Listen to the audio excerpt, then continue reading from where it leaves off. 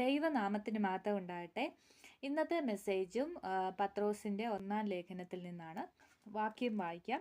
പൊന്തോസിലും ഗലാത്യയിലും കപ്പദോക്യയിലും ആസിയയിലും ബിഥുന്യയിലും ചിതറിപ്പാർക്കുന്ന പരദേശികളും.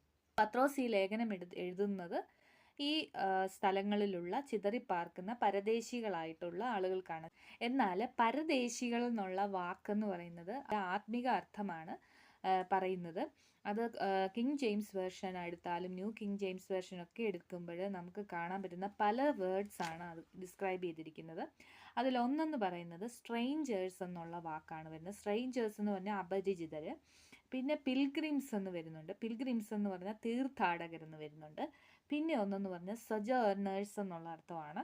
അത് ടെമ്പററി ആയിട്ട് റെസിഡൻസ് ചെയ്യുന്നു എന്നുള്ള അർത്ഥമാണ് വരുന്നത്. രക്ഷിക്കപ്പെട്ട ഒരു വ്യക്തി എങ്ങനെ ഈ ഭൂമിയിലാണ് എന്നാണ് ഇവിടെ പറയുന്നത്. നമ്മൾ ഈ ഭൂമിയിൽ ജീവിക്കുമ്പോൾ അപരിചിതരായിട്ട് വേണം നമ്മൾ ജീവിക്കാനായിട്ട്. നമ്മുടെ സിറ്റിസൺഷിപ്പ് സ്വർഗത്തിലാണ്. നമ്മുടെ നിക്ഷേപങ്ങളും സ്വർഗത്തിലായിരിക്കണം. ശരിയായിട്ടുള്ള ഭവനവും സ്വർഗത്തിലാണ്. അപ്പം നമ്മൾ നമ്മുടെ ആവശ്യങ്ങൾ നടക്കുക. എന്നാൽ നമ്മൾ ഈ ഭൂമിയിലുള്ളത് ഒന്നിനെയും ആഗ്രഹിക്കുകയോ അതിനെ നിക്ഷേപിക്കാൻ ശ്രമിക്കുകയോ അല്ലെങ്കിൽ ഭൂമിയിൽ സമ്പാദ്യം ഉണ്ടാക്കാൻ ശ്രമിക്കുകയോ ചെയ്യേണ്ട കാര്യമില്ല.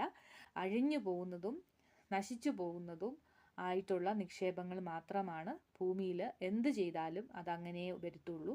മെസ്സേജ് നമ്മുടെ ജീവിതത്തിൽ പ്രാവർത്തികമാക്കാൻ നമ്മൾ ശ്രമിക്കണം എന്ന് ഓർമ്മിച്ചുകൊണ്ട് വൈൻഡപ്പ് ചെയ്യുവാണ്. Thanks for watching.